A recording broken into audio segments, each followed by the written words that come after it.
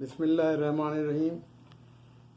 नाज़रीन, मैं अब एक और मामले के मुतालिक बयान करता हूँ जो मैंने हज़रत मुस्लिम मऊद रज़ियल्लाहु तआला अन्हु के सामने उनकी राय मांगी, और वो ये थी कि मैं भी ऑनर्स मुआशियात में कराची में पढ़ रहा था। मैंने हुजूर को लिखा कि इम्तिहानात में अक्सर ये सवाल उठता है कि सूद इस्लाम में सूद हराम है और बैंकिंग में सूद का निज़ाम है। ऐसा कौन सा निज़ाम किया जाए जिसमें बैंकिंग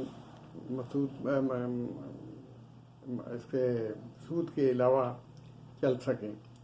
जिसका जवाब हुजूर ने ये दिया कि ये ऐसा सवाल बच्चों से करना नहायत ज़्यादती है, जिसका जवाब governor state bank of Pakistan को भी नहीं आता। और इसके साथ ही ये बयान किया कि आखिर जर्मनी में जेवर और सोना रख के अगर बैंकिंग चल सकती है तो क्यों नहीं हमारे यहाँ बैंक चल सकती है। और ये भी साथ लिखा कि ये तो वही बात हुई कि ऐसी क्या सूरत अख्तियार किया जाए जिससे सूद खाना हलाल हो जाए।